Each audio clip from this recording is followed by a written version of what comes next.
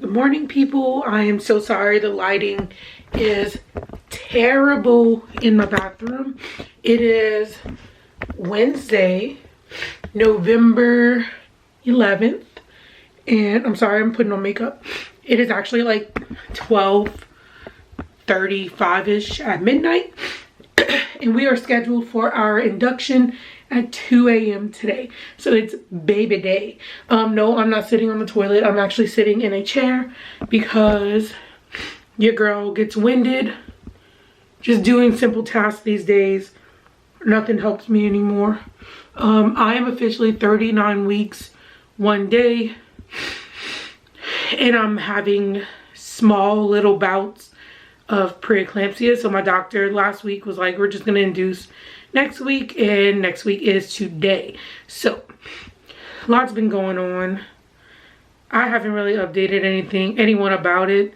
Even like some family members, I barely told what was going on because I've just been so tired, like exhausted tired. So we are getting ready to go to the hospital for 2. I think we're gonna stop and get breakfast for my husband before, because it's gonna be a long day. And we will update you guys with whatever happens and all that good stuff. Right now we're finishing up packing and all that good stuff. My 2 outside dogs, excuse me, one of them played escape artist this morning and was waiting by our house this morning instead of in his kennel in the backyard.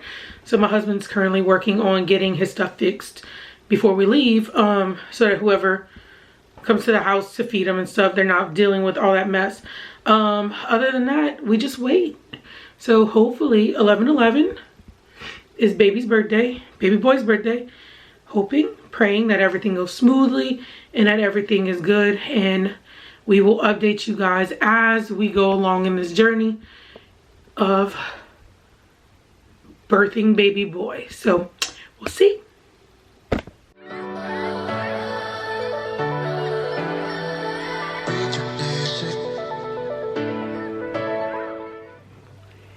Hi YouTube, welcome back.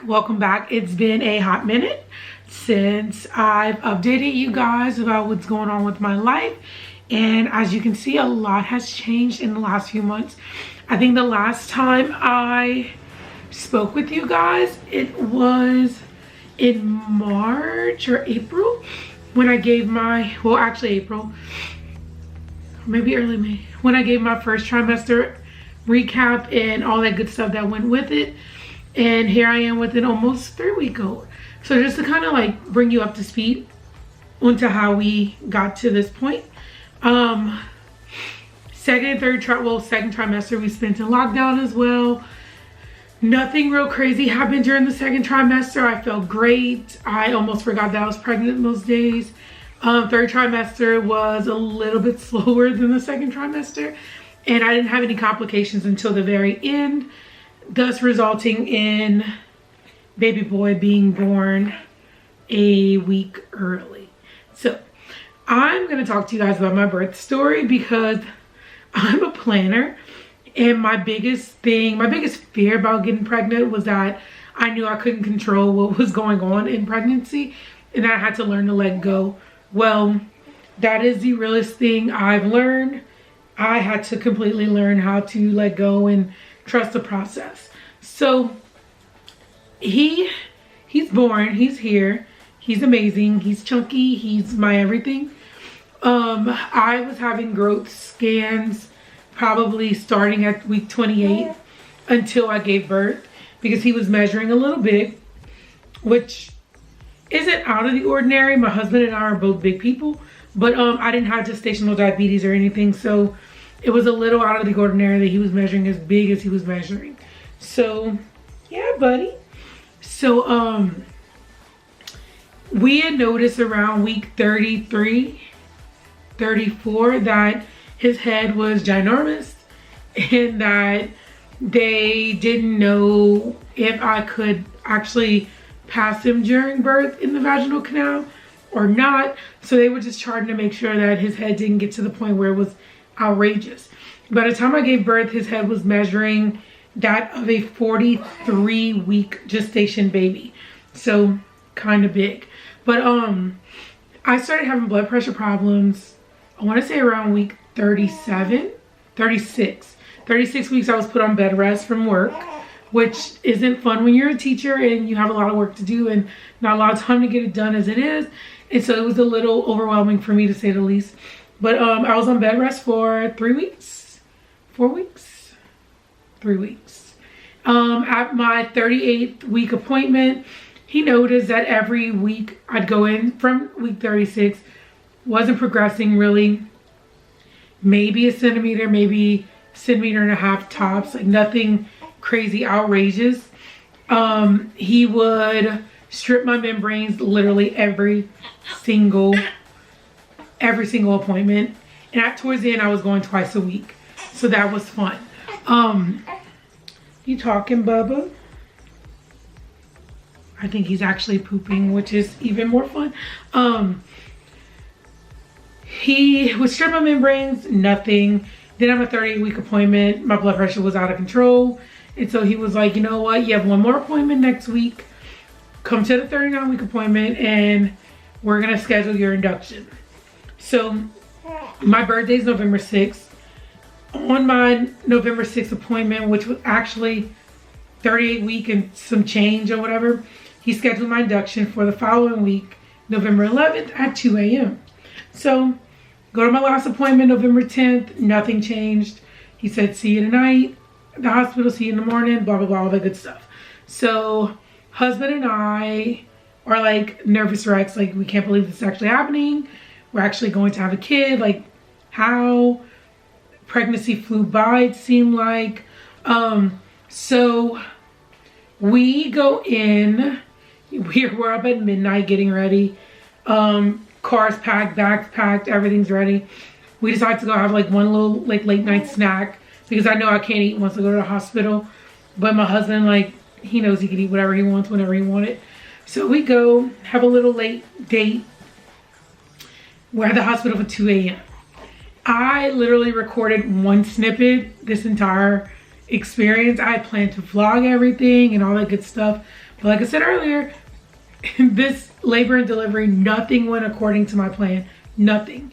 So we get to the hospital and I knew it was going to be a rough one when my nurse, who was amazing, Nurse Raven, walked in, and then she had a tech behind her, and the tech could not find a vein to put my IV in. I knew it was going to be a rough labor. Finally, my nurse got my IV in. It is like 3 o'clock in the morning. My blood pressure is out of control, y'all. Like, it's never been this bad in years. And it just decided to become real bad the day I delivered my kid. So it was just a waiting game at that point. They gave me, I want to say it's called Cervidil or Cervidex or Cervis something, through my IV to soften my cervix, to try to jumpstart labor. And then a few hours later, they were going to start Pitocin. I was having like slight contractions, but nothing that was going to make my cervix thin out and make me dilate. Like, nothing of that sort. So 5 a.m. rolls around, they decide, let's start Pitocin. I'm on Pitocin for a few hours. Doctor comes to visit, checks, says everything looks good. Cervix is softening, but I'm not dilating, which that's like the broken record for this video. Your girl didn't dilate much. I'm trying to stay positive at this point. My doctor is real encouraging. He comes back, he tells me next time he comes back, he's gonna break my water just so that they can progress. Now, mind you, pain management, like, the contractions are kind of annoying, but when you haven't had cramps for almost 10 months and you start having cramps, yeah, they're uncomfortable, but like, it wasn't anything out of control. So doctor comes back in around 7:30 a.m., breaks my water. Now let's talk about breaking your water, y'all. My mom used to crochet. His instrument looked like a crochet needle, and I promise you, like, it wasn't painful, but it was the most uncomfortable sensation I've ever felt in my life. And then once he broke my water, it was like constant. It just felt like you were constantly urinating on yourself. Warm water. Didn't like that sensation at all. Now what it did do, it did kickstart some pretty crazy contractions while I already had my Pitocin going. So that was real fun. But once again, it was not terrible to the point where like I'm screaming, get me an epidural before I slap somebody. My husband and I just kind of relaxed and stayed around, and I was breathing through my contractions and everything was great.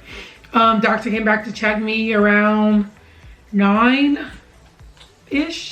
and once again, I was not progressed at all. Still maybe 2 centimeters. So he stretched my membranes out to 3. But at the same time, he was mentioning that if this is how it's going to be within the next 10 hours, that there was going to be a C-section. Like I was going to have a section. So around 10:30, I made this decision to have an epidural. 10:30, I decided, let me just get an epidural. It's better than nothing. So got my epidural, which was amazing. I felt great because I felt nothing at all. Had my epidural, and it was just a waiting game from here on out. So 2 o'clock, 2 p.m., doctor comes back, checks. You guessed it, still 3 centimeters. Y'all, like, it was the most boring labor of my life because nothing happened. Like, my contractions were almost ridiculously intense. I couldn't feel anything. I had an epidural. But at the same time, like, I literally was not progressing at all. Cervix was almost totally thinned out. 90% effaced. 3 centimeters, like, nothing. Nothing. My body just couldn't do it. Couldn't do it. So, wait around some more. Husband's kind of sleeping the entire time. I'm just kind of laying there playing on my phone, updating family when I can, because everybody wants to know what's going on. You know, COVID deliveries, nobody can be at the hospital. Finally, around like 4, my doctor comes back, and it's nearing the end of like his shift at the clinic next door. And so he checked me again, and he was like, listen, I'm coming back at 5:30. Once again, no progression. If there's not even the slightest of progression, he's like, we're gonna schedule a C-section for tonight. That baby's gotta come out today. So at this point, I'm like defeated. I feel really bad about myself because my birth plan literally was natural vaginal delivery with no epidural, no meds, no nothing. And here I was on the verge of an emergency C-section, already having an epidural, and just every plan that I had prepared myself for, just thrown. Doctor comes back at 5, so not even an hour later, and says, you know what? Checks me, no progression, shocker there, right? And then decides like, hey, we're scheduling an emergency C-section. We got to get this baby out. So he goes to get this scheduling. He said around 6:30 they were going to wheel me in. He was going to call anesthesiologists to come back and give me more medicine, all that good stuff. At this time, like, they walk out. It's just literally me and my husband in the room. And I'm bawling because I feel so defeated. And all I kept telling him was that I don't feel like a real woman because my body could not do what it was meant to do. And he was very supportive, thank God.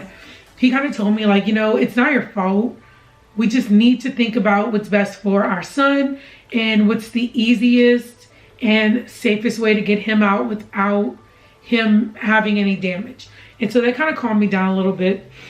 5:30, my doctor comes back in and he says, just kidding, we're actually gonna go in about 10 to 15 minutes. We're gonna wheel you back and we're gonna start. So I'm nervous. Like, you gotta understand, guys, your girl has never had surgery before. And so my first surgery is going to be an emergency C-section where I'm awake the entire time. That is terrifying, terrifying. So they wheel me back around 5:45, 5:50. I'm like literally bawling my eyes out. My husband was getting dressed in his gowns. He waits in the hallway, shift into the operating room where once again I'm like ugly crying on the table. I can't do nothing. I can't do anything about it. Like, it is what it is. I have to just go through with it. I'm like beyond ugly crying. My doctor had to like tell me to calm down. He was like, listen, you're gonna make me cry if you keep crying like that. So that was kind of funny. But anesthesiologist, she was amazing. My first anesthesiologist in the morning, he was incredible. The goal was to calm me down, but to reassure me that I wasn't going to feel anything. I think the most terrifying part for those of you who have to have a C-section or you're faced with that decision when the time comes, it's the unknown. Like, it's scary if you've never experienced anything like that before. And I think that's what I was feeling. So they do what they're supposed to do. They get me prepped, ready for surgery. Husband comes in. Husband watches the C-section the entire time. And I think they start around 6:10-ish. They start the actual cesarean section. My doctor was amazing. Dr. Klein-Peter was incredible. He talked me through the whole thing, just let me know what he was doing and what was going on, what was their next steps. And my husband got to watch the entire thing, which was really cool for him. And I just remember just this overwhelming feeling of like I was gonna have a panic attack on the table, but it was literally my mind just telling me like, hey, you're freaking out. You're freaking out. They're doing surgery on you right now, girl. So that kind of scared me a little bit, but I was fine. I was really fine. And all was well. My husband did take a video. I may insert it. If not, I might. I don't know. We'll see. I'll have to like hide a bunch of stuff because it's real bloody. He was trying so hard, Daddy. Oh my goodness. Hey. Oh, this is not gonna be a little wimpy baby, Mama. He's a big boy. No, ma'am. Hey.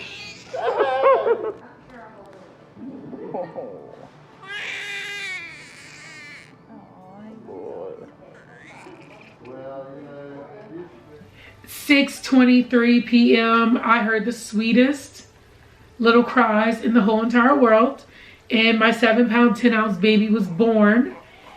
This is my baby, baby boy. His name is Colt, and I just remember bursting into tears once again because that's all I do. I cry, and I just remember crying because I was so relieved, and I just could not thank God enough.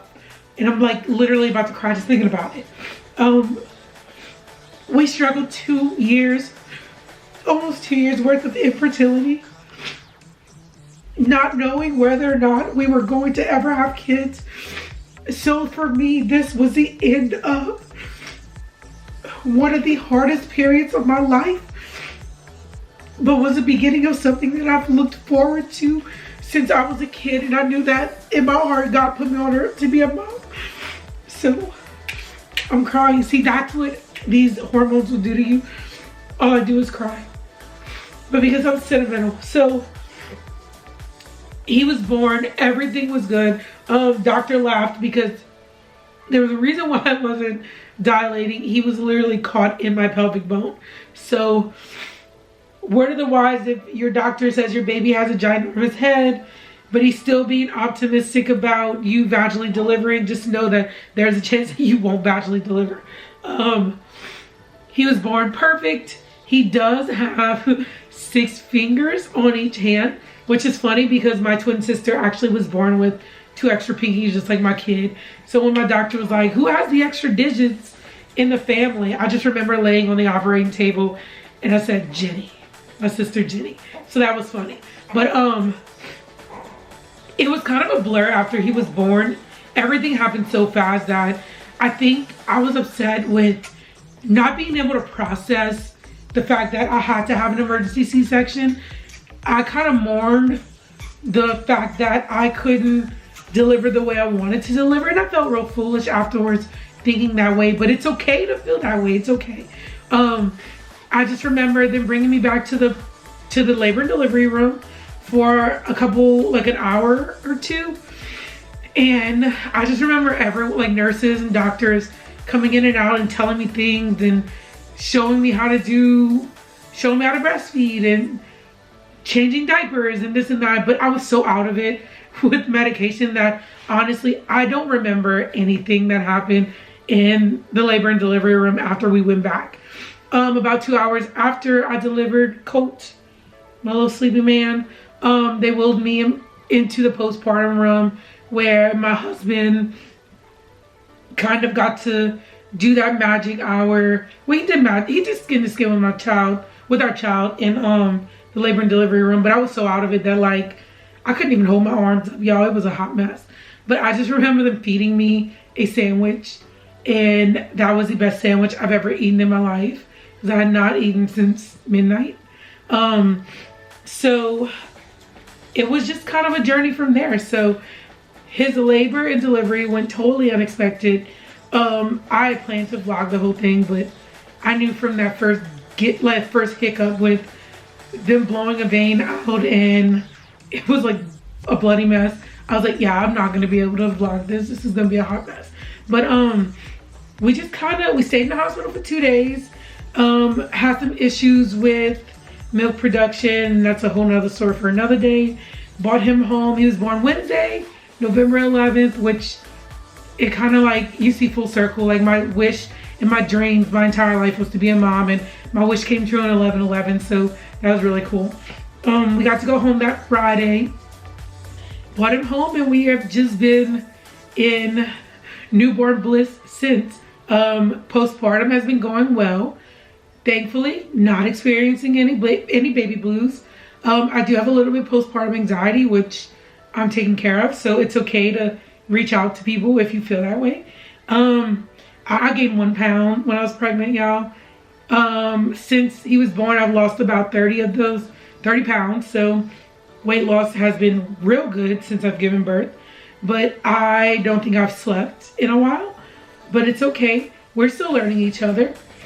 He's the sweetest little, most cuddly, chunky little monkey ever. I'm obsessed with him. We are just in the process of getting him to, he's almost a month old already. I feel so sad. But he's got to have surgery in a few weeks on his hands, and other than that, he's doing well. So I'm doing well, baby's doing well. We're sitting in the nursery right now while I just rock him to sleep.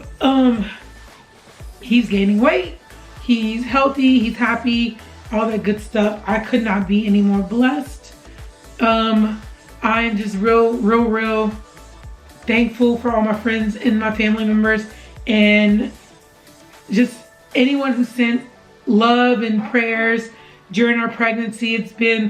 Pregnancy during the pandemic has not been what I expected it to be for my first pregnancy. And we're still dealing with this pandemic. So postpartum, dealing with a newborn during a pandemic is not fun either, but we are adjusting to life, our new normal, and all that good stuff. I will try to update you guys more. I know I've been real laxed on updating people in general. I think I just update my social medias because it's just a lot easier to snap a picture, post, write a couple of things, and be done with it. I am excited to go back to school in January, so I will show you guys more what teaching during the pandemic looks like.